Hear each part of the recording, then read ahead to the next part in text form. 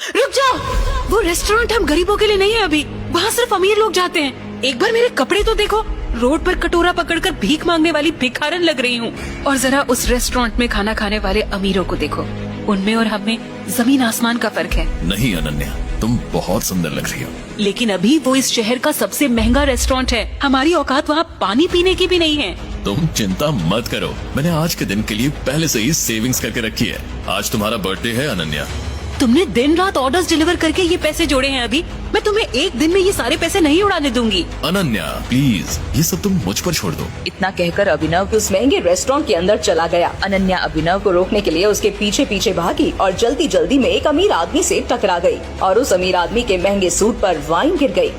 I am sorry sir. अंधी हो क्या? इस गवार को अंदर किसने आने दिया? इस सूट की कीमत भी पता है तुझे? 20 लाख का सूट है ये। आई एम सॉरी, मुझसे गलती हो गई, मैं इस वक्त यहाँ से चली जाती हूँ। तुम्हें क्या लगता है मैं तुम्हें इतनी आसानी से यहाँ से जाने दूंगा?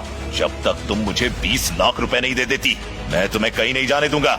इसी वक्त मेरे सूट की कीमत चुकाओ, वरना क्या? अचानक ही अभिनव अनन्या के पास वापस आया। उस अमीर आदमी ने अभिनव को गौर से देखते हुए कहा, वाह, एक और सड़क छाप गवार।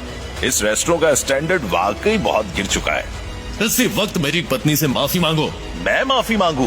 तुम जानते भी हो मैं कौन हूँ। अनन्या उस अमीर आदमी और अभिनव के बीच हो रहे झगड़े को देखकर बहुत घबरा गई। अभी इससे माफी मांग लेते हैं और चलते हैं यहाँ से। इस अमीर आदमी को मैंने टीवी पर देखा है, ये सिंघानिया इंडस्ट्रीज का। मेरी पत्नी से माफी मांगो, वरना आज के दिन के लिए तुम जिंदगी भर पछताओगे। अभिनव की बात सुनकर वो अमीर आदमी गुस्से से तिलमिला उठा। पूरा रेस्टोरेंट उसे देख रहा था। मैं इस शहर का सबसे बड़ा हीरा व्यापारी हूँ। अमीर से अमीर लोग, मंत्री संतरी सब मेरे पॉकेट में रहते हैं। मैं चाहूँ तो चुटकी बजाते ही तुम्हारा नामो निशान गायब कर सकता हूँ। और अगर चुटकी बजाते ही मैंने तुम्हारे पूरे बिजनेस का नामो निशान ही गायब कर दिया तो? जब तक वो आदमी अब अभिनव की बात समझ पाता, अभिनव ने अपना फोन निकाला और किसी को एक मैसेज भेजा। अगले ही पल उस अमीर आदमी को एक कॉल आया और उसके पैरों तले जमीन खिसक गई। बेटा हम बर्बाद हो गए, हमारी कंपनी के शेयर्स गिर गए और हमें करोड़ों का नुकसान हो गया। What? ये कैसे हो सकता है पापा? कोई हमें बर्बाद करने की कोशिश कर रहा है। क्या तुमने किसी बड़े आदमी को नाराज किया है? अगर किया है तो इसी वक्त माफी मांग लो, नहीं तो कल तक हम सड़क पर आ जाएंगे। वो अमीर आदमी अभिनव की तरफ मुड़ा और बोला, तुमने कैसे किया ये सब? तुम आखिर हो कौन? मेरी बात सुन बेटा, यहाँ से भाग जाओ वरना ये लोग तुझे भी मार डालेंगे। अरे पापा, मैं आपको छोड़ के नहीं जाऊँ। जिद मत कर अभिनव। बेटा देख, मैं तो अपनी जिंदगी जी चुका हूँ, अब जो भी करना है तुम्हें करना है, सब कुछ तुम्हें संभालना है। और मेरी बात सुन, एक बार यहाँ से जाए उसके बाद दोबारा मुड़ के मत देखना, ठीक है? संजय ने कहा और अपनी उंगली में से एक सोने की अंगूठी निकालकर अभिनव को थमा दी। उस पर टी लिखा हुआ था। और एक बात हमेशा याद रखना, अपनी आखिरी सांस तक लड़ना है, समझ गया ना टाइगर? संजय ने अभिनव के माथे को चूमा। Run tiger, run tiger run! और अपनी बंदूक लेकर उन लोगों का सामना करने के लिए गली से बाहर निकल गए। संजय जैसे ही अपनी गाड़ी के पास पहुँचे तो राणा ने संजय पर बंदूक तान ली। टाइगर! इस कमीने का चेहरा मत भूलना।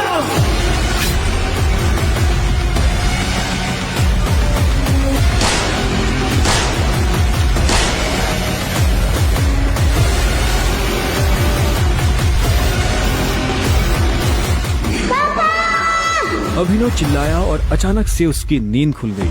पसीने में तरबतर अभिनव अपने बिस्तर पर उठकर बैठ गया और गहरी सांसें लेने लगा। 18 साल, पिछले 18 सालों से ये सपना इसी तरह से अभिनव को परेशान कर रहा था। अभिनव ने पहले अपनी उंगली में पहनी उस अंगूठी को देखा और फिर बाथरूम की तरफ बढ़ने लगा। अभिनव गुड़गांव में रहता था और डिलीवरी बॉय का काम करता था। हालांकि इस काम में उसका मन नहीं लगता था, लेकिन अनाथ आश्रम से निकलने के बाद उसके पास ये करने के अलावा और कोई चारा नहीं था। 18 साल की उम्र में उसने अपना खर्च खुद उठाना शुरू कर दिया था। उसकी जिंदगी में बस एक ही खुशी थी, उसकी गर्लफ्रेंड वैभवी। जब भी वो वैभवी को देखता तो अपने सारे दुख भूल जाता था और आज तो वैभवी का जन्मदिन था, इसलिए अभिनव जल्द से जल्द उससे मिलना चाहता था। अंकल ये केक कितने का है? 600 गए और ये पेस्ट्री? वो 60 गए। एक दे दीजिए।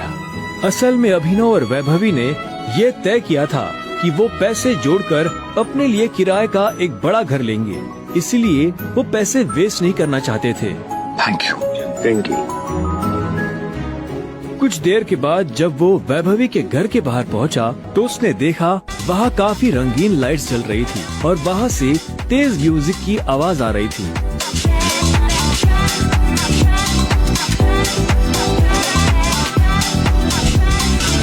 वैभवी, ये सब क्या है? ये कौन है वैभवी? देख नहीं रही है, डिलीवरी बॉय है। पर हम तो केक मंगवा चुके थे ना, फिर तूने पेस्ट्री क्यों मंगवाई? ओह, याद आया, ये तो वही डिलीवरी बॉय है ना जिसको तू डेट कर रही थी।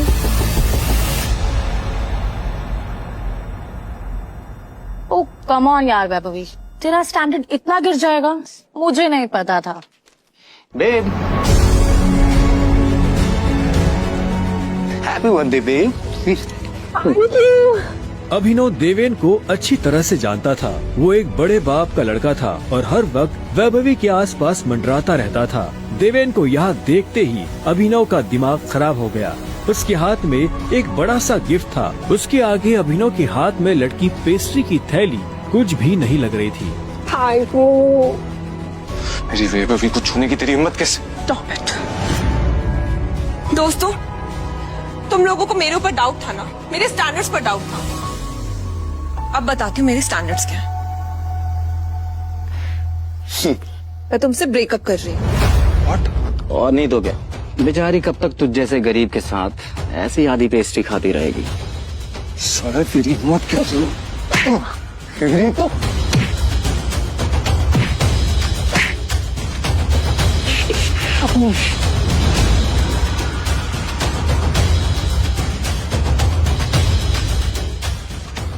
ये तुमने ठीक नहीं किया वैभवी। और अभिनव वहाँ से निकल गया। वो उन दोनों की शक्ल अब और नहीं देखना चाहता था।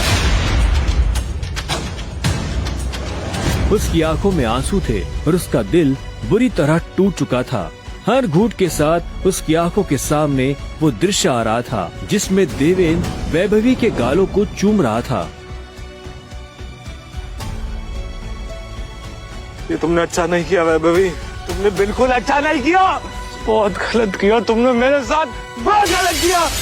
अभिनव धोखे के नशे में डूबकर बेहोश हो चुका था, लेकिन उसके लिए ये रात यहाँ खत्म नहीं होने वाली थी। उधर जब अभिनव सड़क पर बेहोश हो गया था, तब इधर सनी सिंह अपनी गाड़ी में बैठा बेचैन हो रहा था। सनी सिंह की बहन अनन्या उसके गले का कांटा बन गई थी। सनी अपने दादा हरदेव पाल सिंह के नजर में आने के लिए और अनन्या को रास्ते से हटाने के लिए कुछ भी कर सकता था, और आज वो अपनी गाड़ी में अपने आदमियों के साथ निकल पड़ा था अपनी बहन को सबक सिखाने के लिए।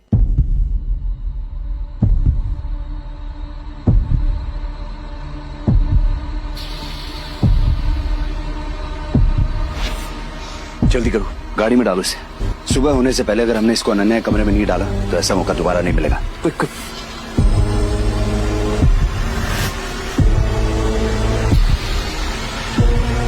सनी के आदमी अभिनव को उठाकर सीधा रूम नंबर 409 में घुस गए।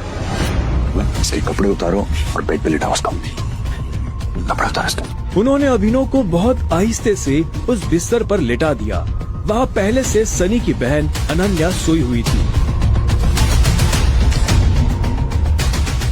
सुबह जब अभिनव ने करवट बदली तो उसका हाथ एक नरम हाथ से टकरा गया। अभिनव की नींद टूटी और उसने देखा कि वो एक अनजान लड़की के बगल में लेटा हुआ था।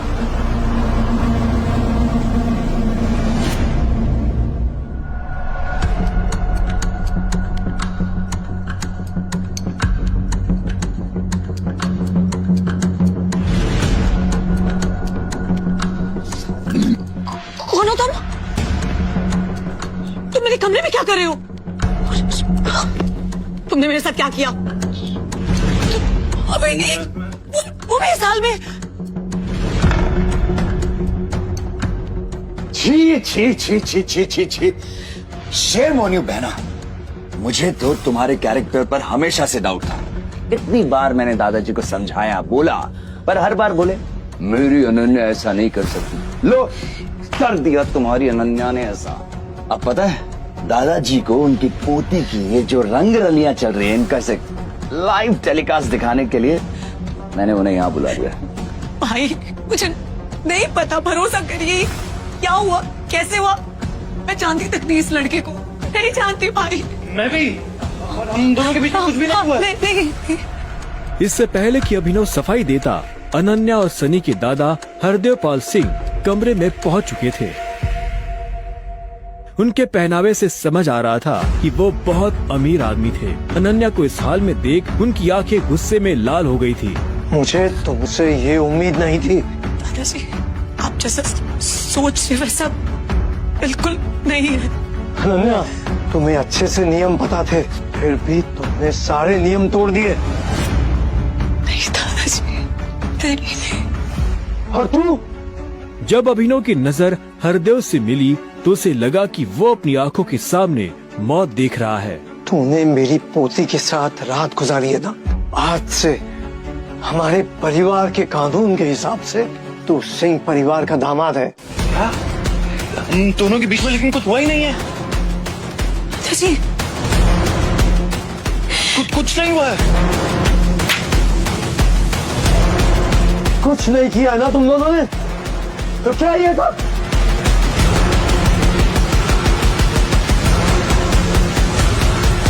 इससे पहले कि अभिनव कुछ समझे, हरदेव के आदमियों ने उसे मारना शुरू कर दिया था। अभिनव हरदेव की उम्र का लिहाज कर रहा था, इसलिए उसने अपने आप को रोक लिया था।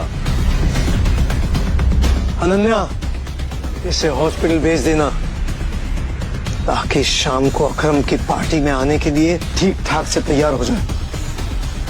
और याद रखना, मुझे शाम को अकरम की पार्टी में ये तुम्हारे साथ जरूर नजर आना चाहिए।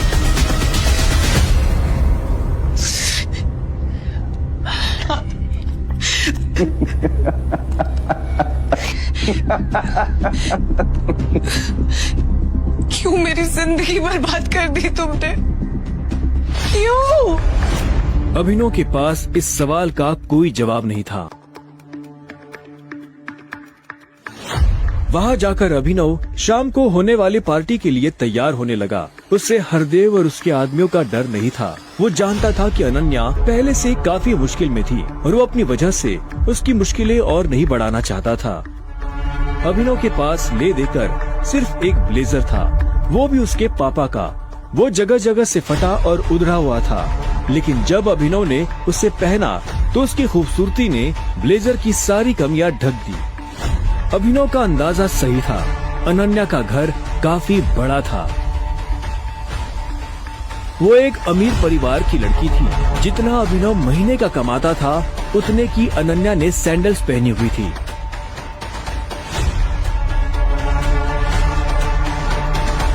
अनन्या की आंखों में दिख रहा था कि वो अभिनव से कितनी नफरत करती थी। अभिनव भी पार्टी में इतने बड़े लोगों के बीच जाने से घबरा रहा था। उसी घबराहट में उसने कब अपने पापा की अंगूठी को उंगली में गोल गोल घुमाना शुरू कर दिया, उसे पता ही नहीं चला।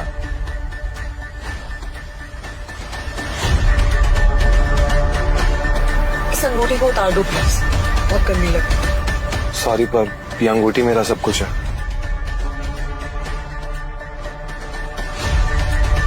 अकरम का घर किले जैसा था, जिसके चारों तरफ बाउंसर्स बंदूकें लिए खड़े थे। जैसे ही अनन्या और अभिनव अंदर आए तो इतने में उसकी नजर देवेन से टकरा गई।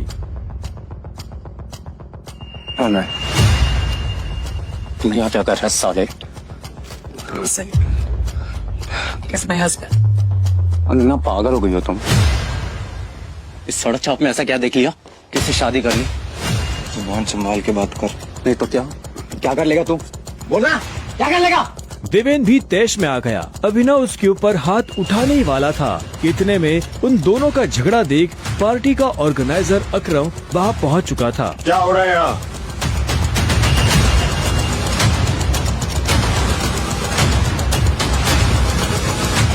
अकरम सर देखें इस आदमी को, ये क्रिमिनल है, जबरदस्ती आपकी पार्टी में घुसाया। इधर आओ।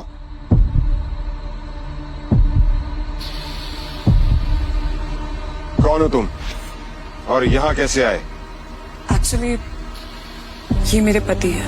अकरम को अनन्या की बात पर विश्वास नहीं हुआ।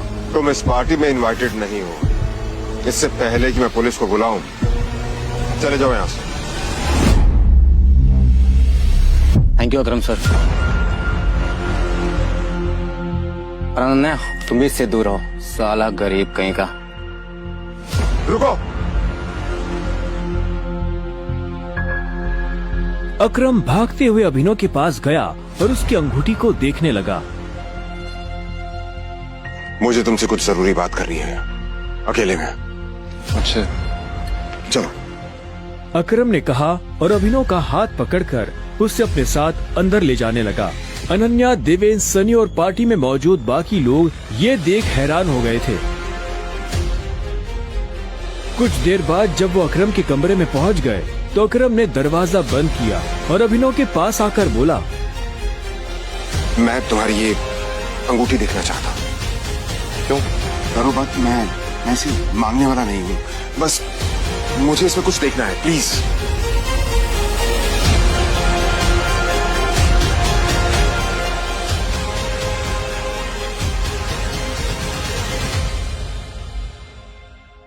टाइगर,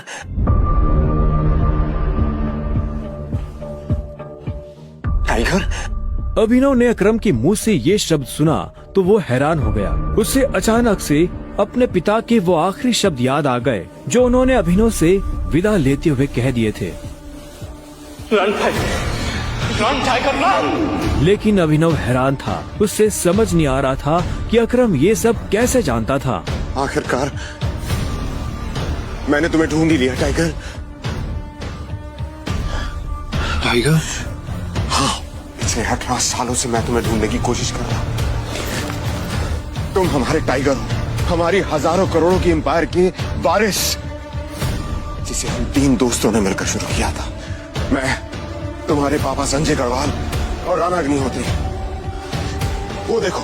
इतना कहते ही अकरम ने दीवार पर टंगी एक तस्वीर की तरफ इशारा कर दिया जिसमें संजय, अकरम और राणा तीनों मौजूद थे। राणा को देख अभिनव को झटका लगा। उसकी आंखों के सामने वो सपना फिर से हरा हो गया जो वो हर सुबह देखकर उठता था। उस रात अभिनव के पिता को जिस आदमी ने गोली मारी थी वो राणा था। दोस्त होने के बावजूद राणा ने अभिनव के पिता के साथ गद्दारी की थी। अभिनव की आंखें चिंगारी सी लाल हो गई। क्या हुआ? तुम इतना गुस्से में क्यों? नहीं, मैं ठीक हूँ। आप मुझसे कुछ कहना चाहते थे? हाँ, वो मैं तुम्हें हमारी कंपनी द माफिया किंग के बारे में कुछ बताने वाला था, जिसे हम 3 दोस्तों ने मिलकर खड़ा किया था। द माफिया किंग, जिसके नाम से पॉलिटिशियन, सेलिब्रिटीज, इस देश का सबसे बड़ा आदमी भी कांपता था। लेकिन तुम्हारे पापा के जाने के बाद सब कुछ बिखर गया और इस दौरान हमारे कई दुश्मन खड़े हो गए, जिसमें सबसे बड़ा दुश्मन है इकबाल शेखावत। वो तुम्हें कई सालों से ढूंढने की कोशिश कर रहा है ताकि तुम्हें मारकर वो हमारा नामो निशान खत्म कर देना चाहता है। फिलहाल द माफिया किंग का सारा काम राणा का बेटा मोंटी संभाल रहा है। अब तुम आ गए हो तो इस कंपनी की भाग दौड़ तुम संभालोगे। अपने पापा के काम को अब तुम्हें आगे बढ़ाना होगा टाइगर। अभिनव की जिंदगी रातों रात पलट चुकी थी। उसके साथ जो हुआ उस पर उसे अभी तक यकीन नहीं हो रहा था।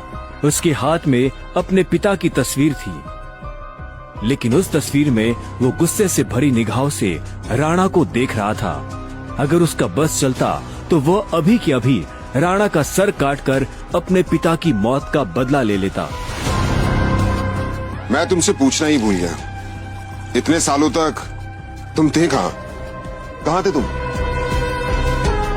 पापा के जाने के बाद मैं एक अनाथ आश्रम में पला बढ़ा। कई सालों के बाद वहां से निकला, काम करने लगा ताकि पढ़ाई के लिए पैसे जोड़ सकूं। लेकिन इस दौरान आप लोगों ने मुझे ढूंढा क्यों नहीं? टाइगर, ऐसा नहीं है कि मैंने तुम्हें ढूंढने की कोशिश नहीं की। जैसे कि मैंने तुम्हें बताया कि तुम्हारे पापा के जाने के बाद माफिया वर्ल्ड में अफरा तफरी मच गई थी। हम उसे भी संभाल रहे थे और तुम्हें भी ढूंढने की कोशिश कर रहे थे, लेकिन वक्त के साथ साथ तुम्हारा चेहरा भी बदल रहा था, इसलिए तुम्हें ढूंढने में बहुत मुश्किल हो रही थी। फिलहाल अब तुम मिल गए हो। अब तुम्हें देखकर मोंटी और बाकी सब लोग बहुत खुश होंगे। मोंटी का नाम सुनते ही अभिनव को गुस्सा आ गया था। मोंटी एक गद्दार का बेटा था। अभिनव ना तो उस गद्दार के बेटे से मिलना चाहता था और ना ही बात करना चाहता था। लेकिन पापा ने तो मुझे कभी इस माफिया ग्रुप के बारे में कुछ बताया ही नहीं है। वो चाहते तो मुझे बता भी सकते थे। तब तुम बहुत छोटे थे, शायद इसीलिए संजय ने तुम्हें इन सब चीजों से दूर रखा। लेकिन मेरा यकीन मानो, मैंने तुम्हें ढूंढने की बहुत कोशिश की। अब तुम मिल गए हो तो मुरझाया हुआ द माफिया किंग फिर से जिंदा हो जाएगा। चीयर्स। अभिनव के मन में कई सारे सवाल उठ रहे थे। उसे समझ नहीं आ रहा था कि राणा का राज अकरम और बाकी लोगों को पता क्यों नहीं चला और क्यों एक गद्दार का बेटा अभिनव की गद्दी पर बैठा हुआ था। इससे पहले कि अभिनव अपने आप को कोई जवाब दे पाता, अकरम उसके पास आया और उसने अभिनव को 50 करोड़ रुपए का एक चेक थमा दिया। ये लो, इसे रख लो। जब तक तुम टाइगर की पोजीशन नहीं पा लेते तब तक तुम्हें इसकी जरूरत पड़ेगी। अभिनव ने अकरम के हाथ से चेक लिया और उसे देखने लगा। उसकी जिंदगी पलट तो गई थी, लेकिन अभी भी ऐसे कई सवाल थे जिनके जवाब उसे नहीं मिले थे। एक बात और, तुम्हारी असली पहचान के बारे में फिलहाल किसी को कुछ पता नहीं लगना चाहिए। इसलिए अभी तक जैसे जीते आए थे वैसे ही जीते रहना, समझे? अभिनव ने हाँ में सिर हिलाया और दोनों कमरे से बाहर आ गए। इधर अनन्या चिंता भरी निगाहों से उस कमरे के दरवाजे को देख रही थी जिसमें अभिनव और अकरम थे। वो ये जानने के लिए बेताब थी कि उन दोनों के बीच अंदर क्या बात हो रही थी और अभिनव को आने में इतनी देर क्यों लग रही थी। लगता है आज अभिनव अपनी दवा चखेगा। ऐसे कितने दुख की बात है ना, शादी के बाद बेचारा ऐश करने से पहले ही मर जाएगा। ये सुन अनन्या को झटका लगा। वो जानती थी कि अकरम के लिए किसी को मारना कोई बड़ी बात नहीं थी। अकरम सर जैसे गटर के चूहों को बर्दाश्त नहीं करते हैं, साफ कर देते हैं। देखना ये भी नहीं बचेगा। इसे कहते हैं शादी करके मर गया, वो बात सच हो जाएगी। ये अनन्या को ये सुनकर बुरा लगा। कोई इंसान किसी दूसरे इंसान की मौत पर खुश कैसे हो सकता था? प्लीज एटलीस्ट उसके बारे में इस तरह से बात तो मत करो। तो कैसी बातें करें? जिसके जैसे लक्षण होते हैं ना, उसके बारे में वैसी ही बातें होंगी। देवेन सही कह रही है, वो बिल्कुल ठीक कह रही हो। हमें उसके बारे में ऐसे बात नहीं करनी चाहिए। वैसे भी मेरे दादाजी ने कहा था कि मरे हुए लोगों के बारे में ना गलत बात नहीं करनी चाहिए।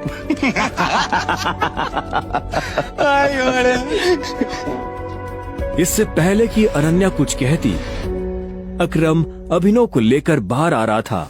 अभिनव के बदन पर एक छोटी सी खरोच भी नजर नहीं आ रही थी। जब देवेन और सनी ने ये देखा तो उनका मुंह हैरानी के मारे खुला का खुला रह गया। इसे देखकर तो लग ही नहीं रहा है कि अकरम सर ने इसे हाथ भी लगाया है। वैसे जितनी देर तक ये दोनों कमरे के अंदर थे, अब तक तो इसकी नाक टूटी हुई होनी चाहिए थी, पर ये तो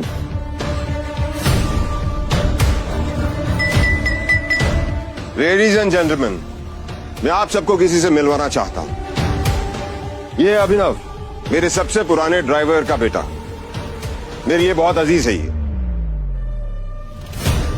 अकरम ने जैसे ही अभिनव का सबसे परिचय करवाया तो देवेन और सनी खुश हो गए, लेकिन अनन्या को ये सुनकर झटका लगा। Enjoy the party please. इतने में अकरम ने कहा और अभिनव को अकेला छोड़ बाकी लोगों से मिलने के लिए निकल गया। देवेन और सनी को अभी तक समझ नहीं आ रहा था कि अकरम अभिनव को इतना भाव क्यों दे रहा था। अभिनव को इस बात से कोई लेना देना नहीं था कि सनी और देवेन उसके बारे में क्या सोच रहे थे। उसकी आंखों के सामने बस रह रहकर अपने पिता की शक्ल आ रही थी। उसे वो रात याद आ रही थी जिस रात को राणा ने संजय को गोली मारी थी। अभिनव को ये भी याद आया कि उसे खुद भी गोली लगी थी, लेकिन उसकी किस्मत अच्छी होने की वजह से वो बच गया था।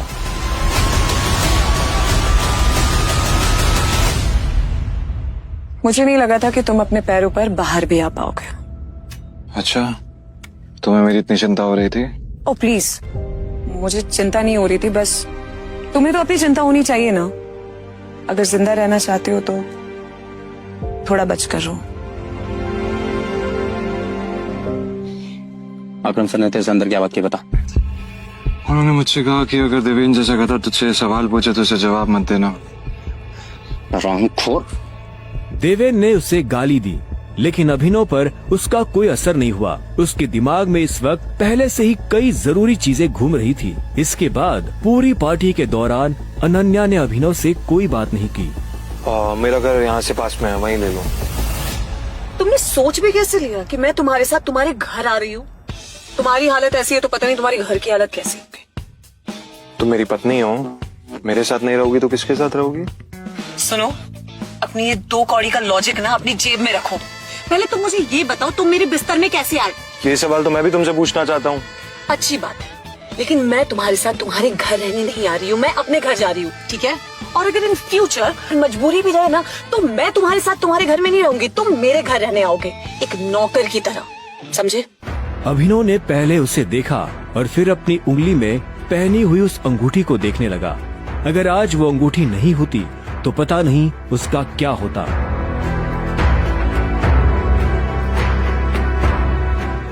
अगली सुबह जब अभिनव का अलार्म बजा तब वो फिर से वही सपना देख रहा था।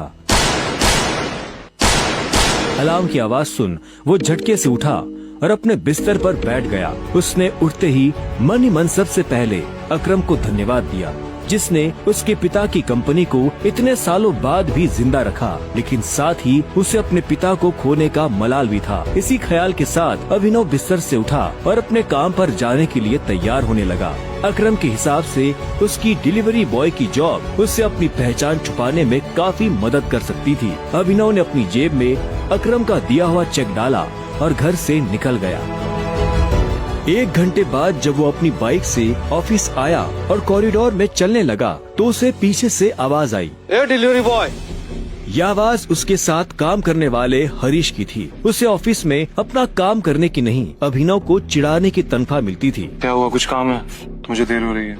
हाँ, अबे तुझे किसी मीटिंग में जाना है, बॉस तुझे बुला रहा है। और भाई कल तू कहाँ चला गया था बिना बताए?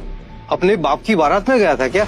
ये सुन अभिनव की नसें गुस्से में फटने को आई थी। वो चाहता तो अभी हरीश के सारे दांत एक मुक्के में अलग कर सकता था, लेकिन उसने अपने आप को शांत किया और उसकी बात का जवाब दिए बिना अपने बॉस के कैबिन की तरफ बढ़ने लगा।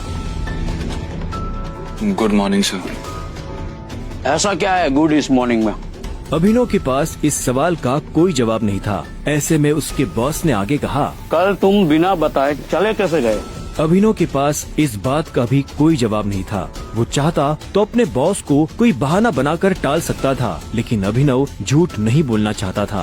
कल कितनी सारी डिलीवरी थी, तुम्हारी वजह से हमारा कितना नुकसान हुआ तुम्हें पता है? पर सर मुझे महीने में कैजुअल लीव तो मिलती है, तो काम तो तुमसे होता नहीं है, बस बहस करने चले आते हो। ये कंपनी तुम्हारे बाप की है। ये सुनते ही अभिनव का पारा गर्म हो गया था। उसने गुस्से में अपनी मुट्ठी भींच ली और घूरते हुए अपने बॉस को देखने लगा।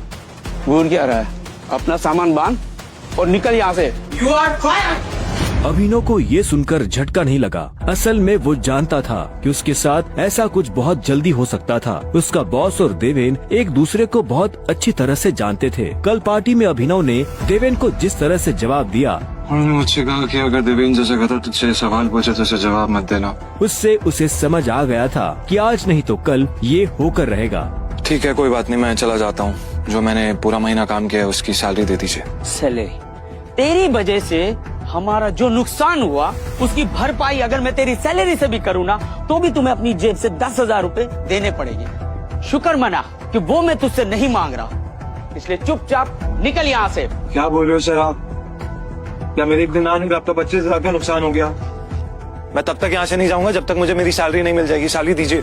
सैलरी? रुक, अभी देता हूँ तुझे तेरी सैलरी। उसके बॉस ने कहा और टेबल पर रखी घंटी बजा दी। अगले ही पल कमरे का दरवाजा खुला और 4 बाउंसर अंदर घुस आए। उठाकर बाहर पटको साले को।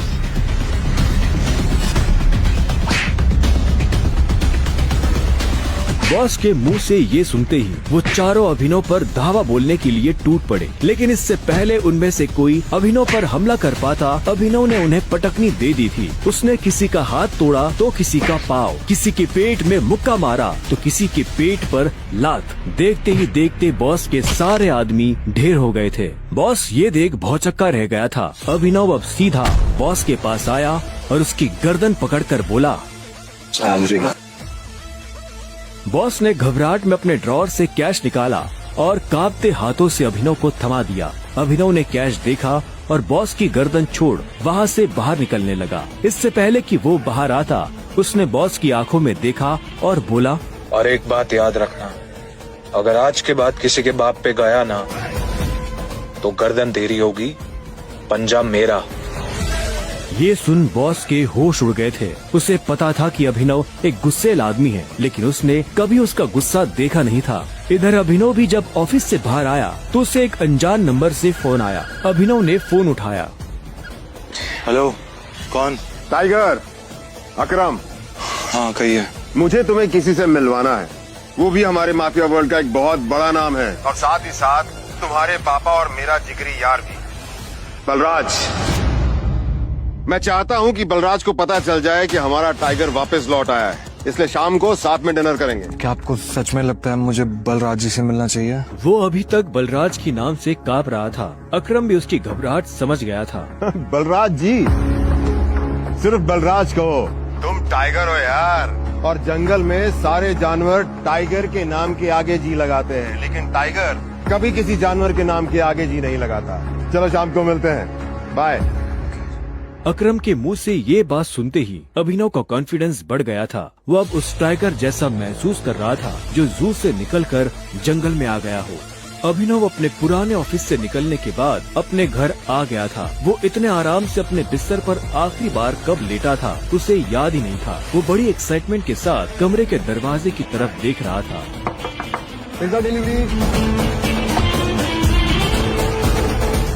सर, ऑर्डर सिर्फ 500 का था, आपने मुझे 1000 क्यों दिए?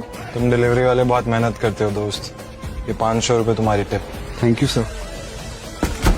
इधर अभिनव उस पिज्जा बॉक्स को ध्यान से देख रहा था। उसे याद नहीं आ रहा था कि उसने आखिरी बार पिज्जा कब खाया था। वैभवी और अपने लिए घर लेने के चक्कर में उसने अपनी कितनी इच्छाओं को मारा था, इसका एहसास उसे आज हो रहा था, लेकिन अब वो रुकने वाला नहीं था। शाम को अभिनव होटल सैफायर जाने के लिए तैयार होने लगा था। उसने ग्रे कलर की शर्ट और ब्लैक कलर की पैंट पहनी थी। अभिनव के पास पहनने के लिए इससे अच्छा और कुछ नहीं था। जैसे उसने होटल को बाहर से देखा तो देखता ही रह गया। उसने आज तक इतने बड़े होटल को इतने पास से नहीं देखा था। रुको, अंदर का जा रहा है? अंदर ही जा रहा हूँ, क्या दिक्कत है? अंदर जाना है तुझे? तुझे क्या लगता है कि मैं तुझे अंदर जाने दूंगा?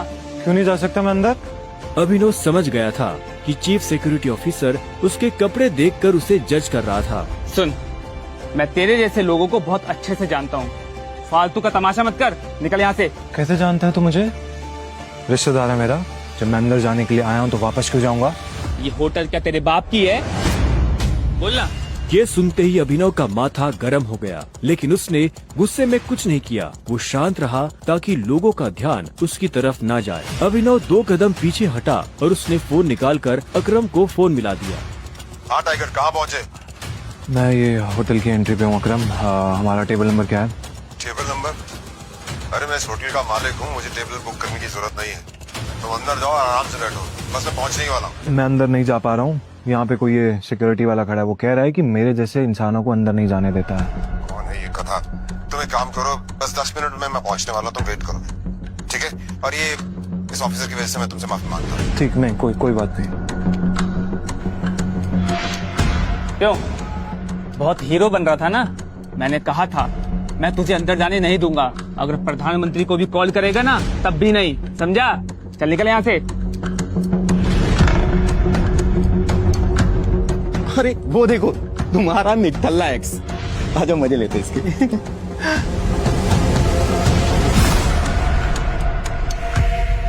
इसे मैंने अपना बॉयफ्रेंड कभी माना ही नहीं। वैसे भी मैं अपनी से छोटे लोगों से बात नहीं करती, मुंह नहीं लगती उन्हें बॉयफ्रेंड क्या बनाऊं।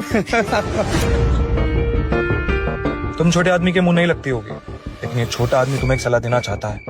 इंसान की पहचान उसकी जुबान से होती है, जुबान संभाल के बात करो, वरना किसी दिन यही जुबान तुम्हारी जान ले लेगी। वाह क्या बात कही है, ताली बजाओ। Very nice. तो फिर तुमसे तुम्हारे पैर क्यों नहीं संभाले गए? यहाँ कैसे चले आए? पिए हुए हो क्या? अकरम ने बुलाया मुझे यहाँ पे। अच्छा, अरे हाँ याद आया, अकरम सर ने उस दिन कहा था तू उनके किसी ड्राइवर का बेटा है, तो यहाँ अपने बाप की जगह ड्राइवर की नौकरी मांगने आया क्या? सही है, लेकिन वो रखेंगे नहीं, तेरे जैसे गरीब को वो ड्राइवर भी नहीं रखेंगे। आए हो मतलब तुम्हें बुलाया नहीं गया? वो उठा के चले आए। भिखारी कहेंगे। आया नहीं हूँ, बुलाया मुझे, अकरम ने बुलाया।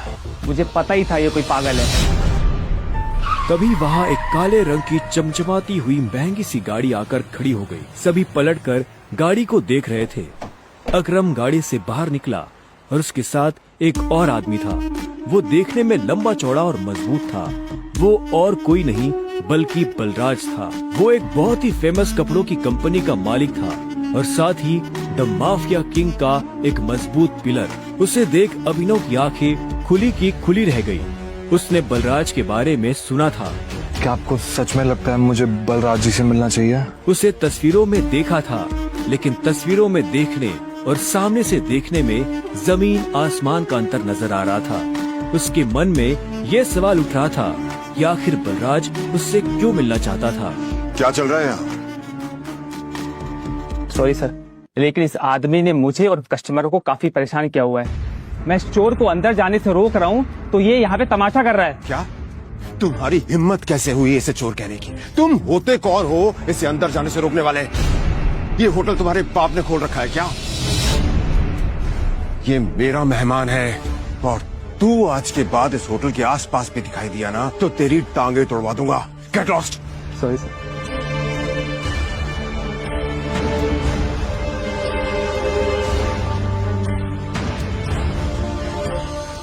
I'm sorry टाइगर, इस बेवकूफ की वजह से। नहीं, असल में तो छोटा आदमी का दुश्मन बना हुआ है आज की। आओ चलो। अकरम ने अभिनव को अपने साथ अंदर आने का इशारा किया। अभिनव अकरम के पीछे चला जा रहा था। उसे महसूस हो रहा था कि बलराज भी अपने भारी भरकम पैरों के साथ अभिनव के पीछे आ रहा था। कुछ देर के बाद वो होटल के एक आलीशान से कमरे के बाहर आ चुके थे। इससे पहले कि वो अंदर जाते, होटल का मैनेजर उनके पास आया और बोला, good evening sir, welcome sir, can I get something for all of you? एक काम करो, जो भी लीकर अवेलेबल है उसकी लिस्ट भिजवा। Sure sir, but sir if you don't mind, अपने होटल में जितनी भी लिकर्स अवेलेबल हैं मुझे सबके नाम याद है। We have tequila which is of 5 lakh rupees, vodka 8 lakh rupees, biscuit 10 lakh rupees and we have gin जो कि 12 लाख रुपए की है। Sir what would you like to have? Great. क्या है कि आज मेरे यहाँ बहुत खास मेहमान आए हैं, तो इसलिए जो सबसे महंगी है वो भिजवा दो और बाकी सब चीजें भी। Sure sir, I will get the best liquor for all of you. Good evening sir. Good evening sir. Akram, hotel तेरा, शराब तेरी, फिर भी तुम्हारा ये मैनेजर तुझे तेरी शराब की रेट क्यों बता रहा था, जबकि तू कोई भी चूज कर सकता है? वो इसलिए मेरे दोस्त, क्योंकि मैं दिन देखकर शराब मंगवाता हूँ और आज का दिन मेरे लिए, इनफैक्ट हम सबकी जिंदगी के लिए बहुत इंपॉर्टेंट दिन है। इसलिए मैंने हम तीनों के लिए महंगी शराब मंगवाई। So let's enjoy. अच्छा। आओ। Okay, let's enjoy. अब तुम्हें यहाँ अपनी पहचान छुपाने की जरूरत नहीं है। ये रूम प्राइवेट भी है और सबसे सेफ भी। बैठो। वो एक आलीशान कमरा था। वो तीनों बैठ गए। तब अभिनव बलराज को बहुत ध्यान से देख रहा था। बलराज, आज मैंने तुम्हें यहाँ एक बहुत इंपॉर्टेंट इन्फॉर्मेशन देने के लिए बुलाया है। हमें संजय का बेटा टाइगर मिल गया है, लेकिन फिलहाल वो अंडरकवर है, इसलिए उससे तुम्हें मैं बाहर नहीं मिलवा सकता था। Sir your snacks and drink.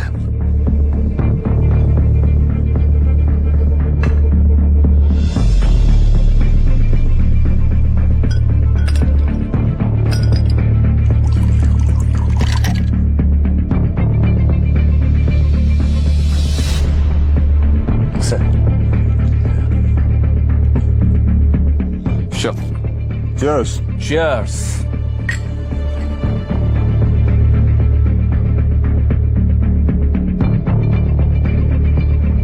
तो यही है टाइगर. हाँ, ये है हमारा टाइगर. और मैं चाहता था ये हमारी टीम के बड़े और भारी मेंबर्स से मिलने, और मिलने के बाद जिस तरफ हम बढ़ रहे हैं उस तरफ बढ़ने में ये हमें लीड करे.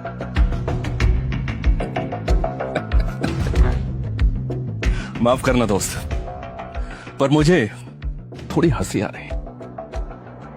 वो क्या है ना, सब कुछ तो तू ही बोल रहा है.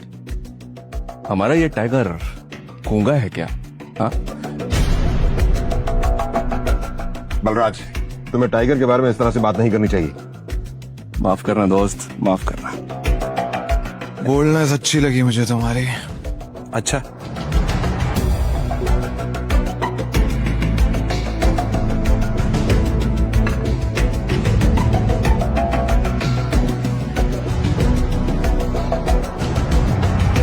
हो गए तुम बॉस, लेकिन ये मत भूलना तुम किसके सामने बैठे हो. टाइगर हूं मैं. टाइगर ना ही चुप रहता है, ना ही धीरे बोलता है.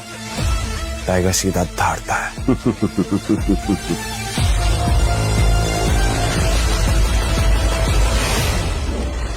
तो तुम टाइगर हो, ठीक है. तो टाइगर ये बताओ, कितने सालों से कहां थे तुम? अब ऐसा तो नहीं हो सकता ना कि इतने सालों के बाद तुम हमारे सर पे आके बैठ जाओ और हम मान लेंगे कि तुम टाइगर. मजाक तो नहीं हो रहा है यार? क्यों अकरम, सही कहा ना? और जिस गद्दी की तुम बात कर रहे हो ना,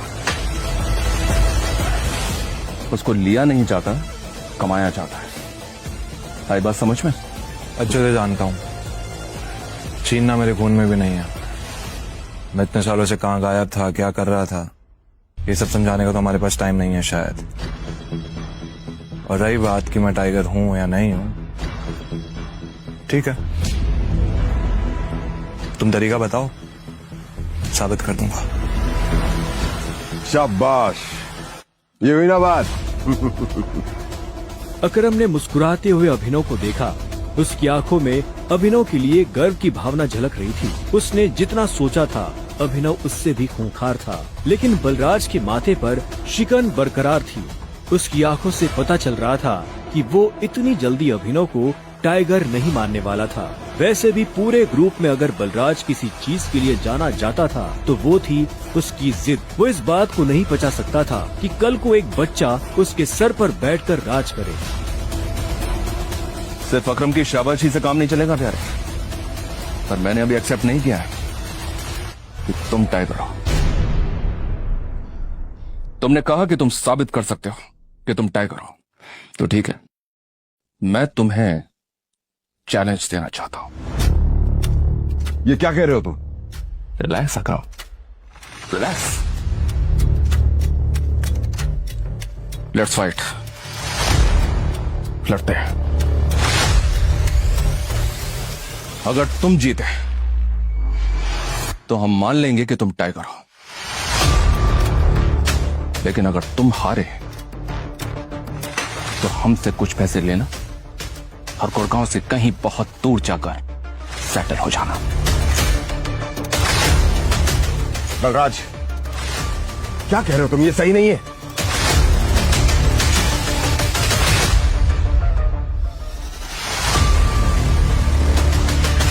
लेट्स फाइट. कब करनी है लड़ाई? ये सुनते ही बलराज के चेहरे पर मुस्कान आ गई. अकरम के होश उड़ गए थे. नहीं टाइगर, होल्ड. देखो, तुम्हें किसी को भी कुछ भी साबित करने की जरूरत नहीं है. That's it. अकरम, मैं जो भी कर रहा हूँ अपनी मर्जी से कर रहा हूँ. आज जो बलराज मेरे मुंह पे बोल रहा है, मैं नहीं चाहता कल को कोई ऐरा गहरा मेरी पीठ पीछे बोला है. अकरम ने अभिनव की आंखों में संजय जैसे तेवर देखे तो उसने एक गहरी सांस ली और सब ऊपर वाले के भरोसे छोड़ दिया।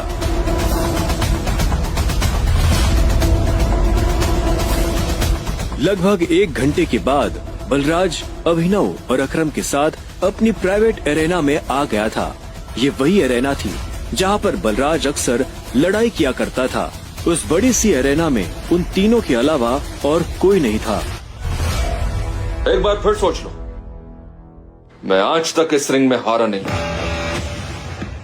तुम इस रिंग में आज तक इसलिए नहीं आ रहे हो बलराज, क्योंकि तुम्हारा सामना आज से पहले संजय के बेटे टाइगर से नहीं हुआ था। तो अकरम मियां, किस पर दाव लगाओगे?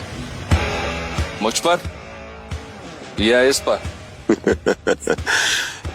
बेवकूफों जैसी बात मत करो। भला टाइगर के होते हुए किसी और पर दाव लगाया जा सकता है क्या? सोच लो, बहुत बुरी तरह पछताओ। दुनिया हंसेगी तुम पर, वो दिखाने लायक नहीं रहोगे। चलो फाइट शुरू करते हैं।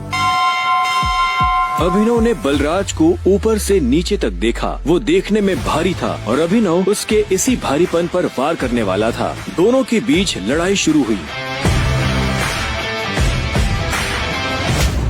उसने जैसे ही अभिनव पर पहला मुक्का मारा तो अभिनव एक बार को सन्न रह गया। और एक बात हमेशा याद, अपनी आखिरी सांस तक लड़ना है। समझ गया ना टाइगर? ये किसको लेकर आ गए? ये हम पे राज करेगा? हाँ, मैंने कहा था ना कि कोई भी हमारे सर पे आकर बैठ जाएगा और बोलेगा कि मैं टाइगर हूँ, और हम मान लेंगे? बिल्कुल नहीं। Come on. उसका मुक्का अभिनव की नाक तोड़ता। उससे पहले ही अभिनव को होश आ गया और उसने अपना सर नीचे झुका लिया। बलराज का मुक्का खाली गया और वो पलटकर अभिनव को देखने लगा। अभिनव गंभीर था। उसे याद आ रहा था कि बचपन से ही उसके पिता संजय ने उसे लड़ना सिखाया था। बलराज को इस बार गुस्सा आया। वो फिर से तेजी से अभिनव की तरफ बढ़ा और अभिनव ने झुक करके उसके पैर पर लात मार दी। बलराज अपने आप को संभाल नहीं पाया। अरे बलराज, सरेंडर कर दो। क्यों अपना रिकॉर्ड खराब कर रहे हो? मैं बाहर किसी से नहीं कहूंगा कि तुम टाइगर से हार गए। बलराज एक के बाद एक अभिनव पर मुक्के बरसाना शुरू कर दिए। अभिनव ने अपने आप को उसके मुक्कों से बचाया।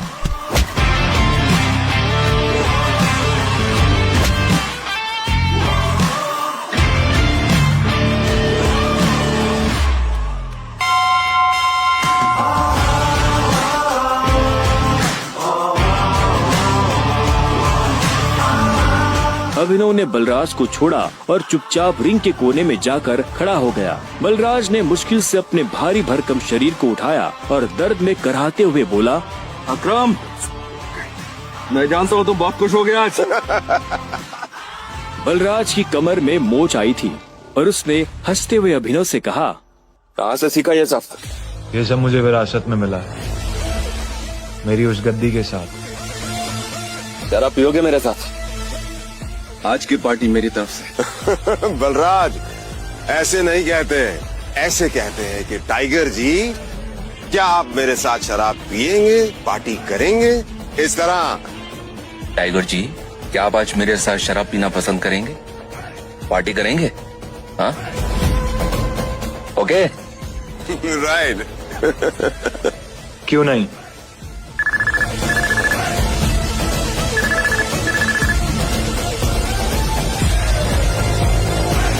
अनन्या, देखो मेरे मम्मी पापा आ गए हैं। जो कुछ भी हुआ है उन्हें सब पता चल चुका है। वो तुमसे मिलना चाहते हैं तो तुम जहाँ भी हो अभी कभी घर आओ। क्या अभी? हाँ, तो इतनी हैरान होने की जरूरत नहीं है। जो किया अब उसे भुगतो।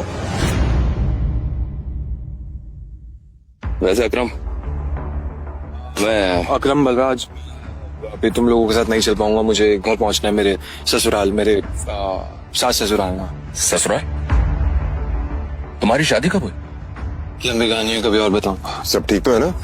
हमें मोंटी को बुलाकर बता देना चाहिए कि नहीं बलराज, अभी फिलहाल इसकी असली पहचान किसी के बारे में पता नहीं चलना चाहिए, और किसी को पता नहीं चलना चाहिए कि टाइगर लौट आया है। ठीक है?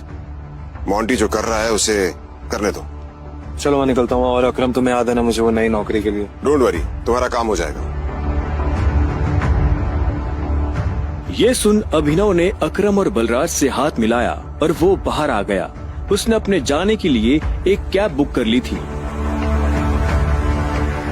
टाइगर, ये लो। ये वही शराब है जो हमने होटल में पी थी। अपने सास ससुर को जाकर पिला देना, उनकी 7 पुश्तों में किसी ने नहीं पी होगी। इस सब के लिए थैंक यू अकरम। तुम्हें भी वापस आकर हमारी उम्मीदें जिंदा करने की।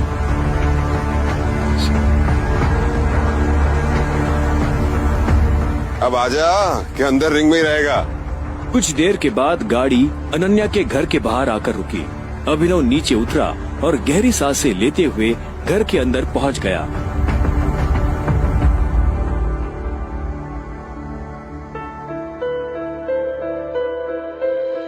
नमस्ते मम्मी जी, नमस्ते पापा जी। ये मैं आप लोगों के लिए लेकर आया था। अरे वाह, क्या बात है, बहुत एक्सपेंसिव है यार। है?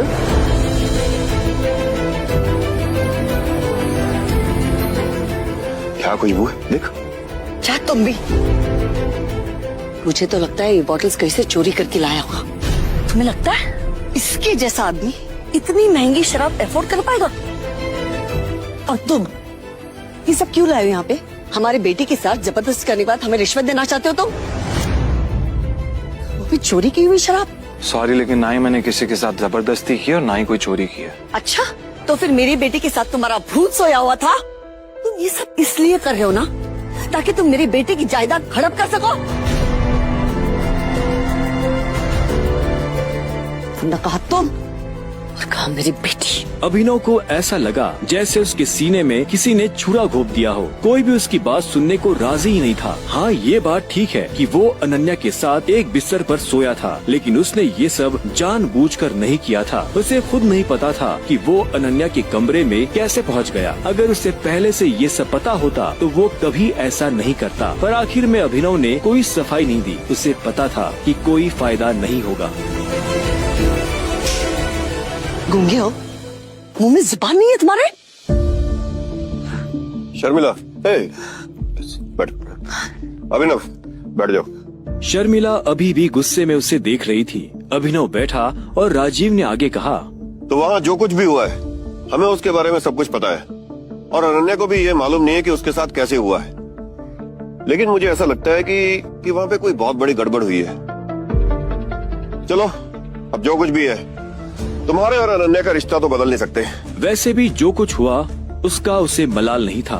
अगर वो अनन्या से नहीं मिलता तो वो अकरम से कभी नहीं मिल पाता। साथ ही वो बाहर की दुनिया में अनन्या का नाम भी खराब नहीं होने देना चाहता था।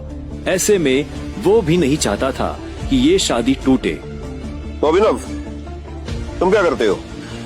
मैं एक डिलीवरी बॉय का काम करता था और आज मुझे नौकरी से निकाल दिया गया। उसके ये शब्द किसी बॉम्ब की तरह उन दोनों पर गिरे। इससे पहले कि शर्मिला कुछ कहती, राजीव ने कहा, अभिनव, तुम्हें जल्द से जल्द नौकरी ढूंढनी पड़ेगी और वो भी अच्छी वाली।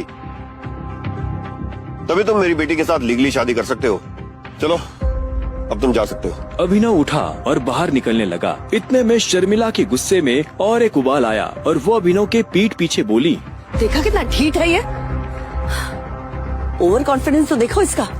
जेब में 10 रुपए नहीं है और चल ऐसे रहा है जैसे जंगल का टाइगर हो। राजू, तुम्हें लगता है इस जैसे लीडर को कोई नौकरी पे रखेगा? रखेगा नहीं, रखेंगे। मेरे लिए काम की कमी नहीं है। सुना तुमने? राजीव भी अभिनव की बात सुन हैरान हो गया। इतने में अभिनव शर्मिला के पास आया और बोला, अगर मुझे एक अच्छी नौकरी मिल गई तो क्या आप मुझे ये साबित करने का मौका देंगी कि मैं अनन्या से शादी करने के लायक हूँ?